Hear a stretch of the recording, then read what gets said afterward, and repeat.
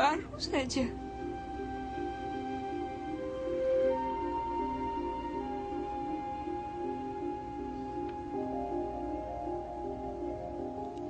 Mbak lihat kuburan di seberang jalan sana? Iya, saya melihatnya. Bapak saya dikuburkan di sana.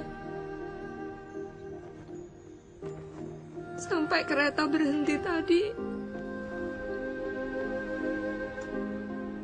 sikap saya yang tidak mau memaafkan Bapak ikut terkubur juga di situ.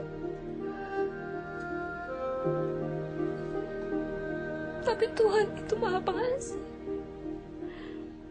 Tuhan tidak menghendaki saya mengambil sikap sesuai pengertian saya sendiri.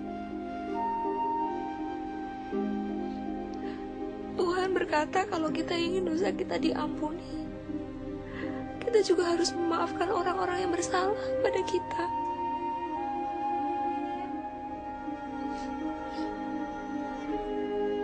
Saat saya bercerita ini, saya ingat betapa sebenarnya saya sangat mencintai Bapak saya. Dan Bapak juga mencintai saya. Kami punya masa-masa yang indah, masa-masa yang manis untuk diingat. Sepertinya kereta ini berhenti hanya untuk kamu, Mbak. Saya juga berpikir begitu. Sepertinya Mbak seakan-akan sangat mengenal Tuhan. Dan seolah-olah Tuhan itu sahabat Mbak. Tuhan berkata agar aku mengikut Dia. Saya nggak selalu tahu kemana Tuhan membawa saya. Tapi saya tahu satu hal.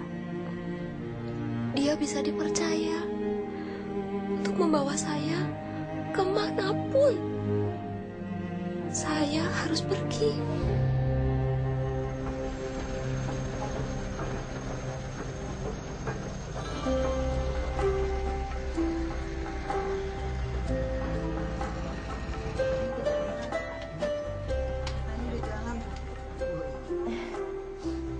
Akhirnya jalan juga, Mbak.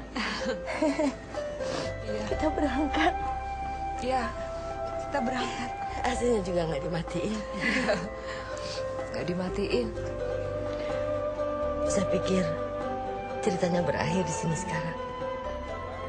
Atau marah baru mulai.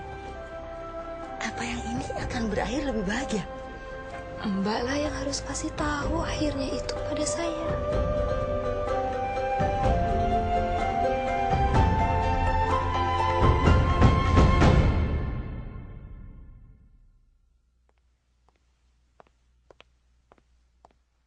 Ketika orang yang kita hormati mengecewakan kita, kita merasa kecewa. Dan kepercayaan kita padanya menjadi buyar. Karena orang yang kita kagumi ternyata tidak seperti yang kita bayangkan. Yang lebih buruk lagi, kita memendam kepahitan. Semakin penting orang itu dalam kehidupan kita, semakin besar jadinya kekecewaan itu. Dini yang kala itu masih muda, merasionalisasikan bahwa ia punya hak untuk marah dan menjadi pahit. Marah dan pahit terhadap orang tuanya, terhadap bibinya, Sundari, dan saudara tirinya, Bambang, bahkan marah kepada Tuhan. Kemudian Dini mengalami perubahan yang luar biasa.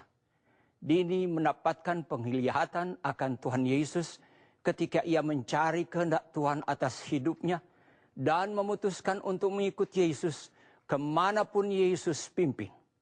Dengan cara yang tidak kita mengerti sebagai manusia, Yesus menembus dinding kamar tidurnya, mengelurkan tangannya kepada Dini dan berkata, "Ikutlah aku." Datang kepada Yesus adalah langkah pertama yang sangat bagus. Tetapi seperti kehidupan nyata yang Dini ceritakan kepada kita, kehidupan kita di bumi adalah perjalanan yang berliku-liku dan penuh dengan belokan, pemberhentian di luar jadwal, dan banyak pelajaran di sepanjang jalan. Namun kita percaya kepada Tuhan Yesus. Kita seperti Dini mengikuti Yesus kemanapun Yesus membawa kita dan melakukan apa yang Yesus minta.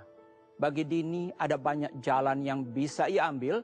Semakin ia bertumbuh dalam perjalanan kekristenannya, Dini menyadari bahwa ada satu jalan yang perlu dilaluinya seutuhnya, yaitu jalan pengampunan.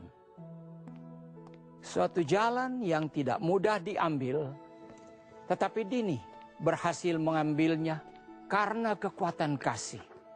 Bukan sembarang kasih, tetapi kasih yang datang dari Tuhan. Kasih yang tidak bersyarat. Rasul Paulus menulis di 1 Korintus pasal 13 tentang kasih. Ia berkata bahwa kasih itu sabar dan murah hati. Kasih tidak pemarah dan tidak menyimpan kesalahan orang lain.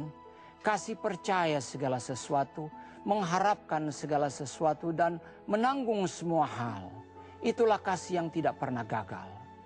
Kasih yang Dini selalu cari, bahkan ketika ia memberontak dan terhilang.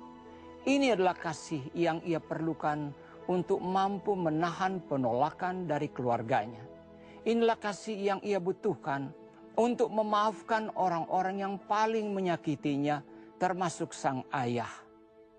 Saudara, dengan kasih inilah Bapa di sorga mengasihimu. Ia mengasihimu apa adanya. Ketika Dini berseru kepada Tuhan untuk menunjukkan jalan kepadanya, ia tidak tahu bahwa Isa akan datang kepadanya dalam suatu penglihatan di suatu malam, menampakkan kemuliaannya dan meliputinya dengan kasih dan kelembutan. Namun itulah yang terjadi. Saudara, Yesus mungkin mendatangi atau tidak mendatangi Anda dalam sebuah mimpi atau penglihatan. Itu tidak penting. Yang lebih penting adalah Tuhan mengasihi Anda dan Tuhan ingin Anda menjadi anak-Nya melalui iman dalam Yesus Kristus. Tuhan ingin Anda masuk menjadi anggota keluarganya dan hidup bersama Dia selama-lamanya di surga ketika hidup Anda berakhir di dunia ini. Apakah Anda siap membuka hatimu untuk Yesus seperti yang Dini lakukan? Jika Anda ingin menerima Yesus Kristus sebagai juru selamatmu, mari ucapkan kata-kata ini bersama dengan saya. Katakan, "Ya Tuhan, saya percaya Yesus. Saya menerima Yesus sebagai Tuhan dan Juru Selamat saya. Ampuni dosa-dosa saya dan jadikan saya anak-Mu ya Tuhan. Terima kasih. Dalam nama Yesus, amin." Sekarang Anda hidup dalam keselamatan abadi dengan Tuhan. Sekarang Anda anak Tuhan. Puji Tuhan.